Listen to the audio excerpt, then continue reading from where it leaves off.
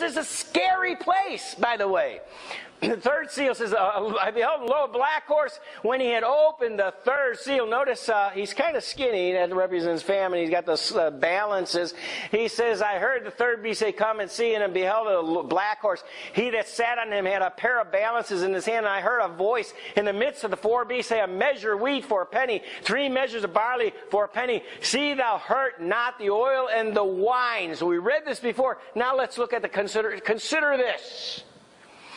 In Chad, a number of people categorized as food insecure. The United Nations categorizes nations and people. They categorize as food insecure rose from 41% to 61% between May 2009 and March 2010, just 10 months.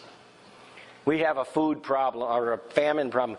In Bangladesh, 60 million people do not have enough food to eat. In Pakistan, 1.55 million people have fled their homes due to military conflict. 24% of population are undernourished. By the way, my stats are older than if you go and do some research now, you'll find out, get an update on this, you'll find out it's a lot worse. In Niger, rates of malnutrition have risen for children under 5 by 17%.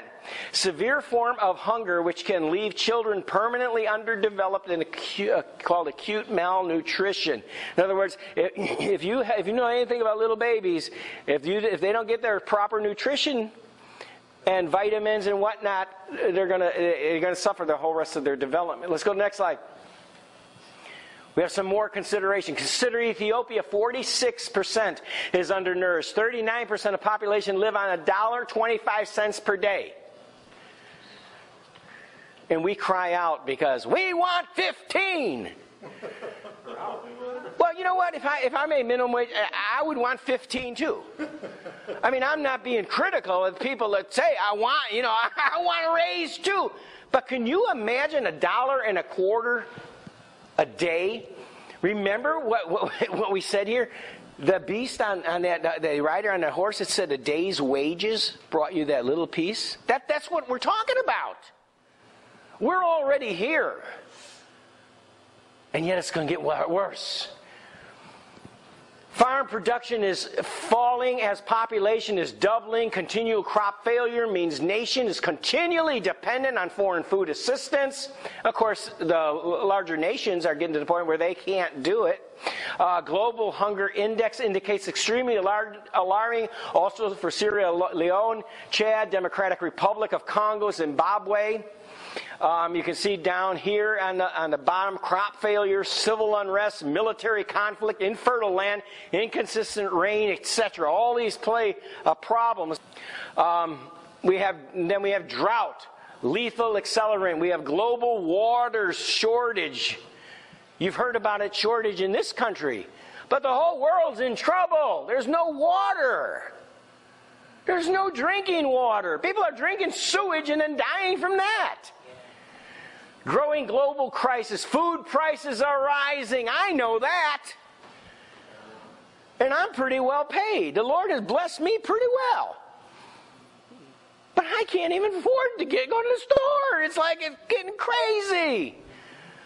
Can you imagine living in some of these other places? Depleted grain supplies. Look at this. Such nations as China, Russia, Canada, Germany, Poland, they're hungry too. Wheat reserves in the U.S. is virtually non-existent. We used to store all this. In fact, now, we have the farmers using food land to grow corn so we can make fuel out of it, so we don't harm the earth. It's an alternative energy. And let the rest of the world starve. You think we're not going to be responsible for that? I think we are.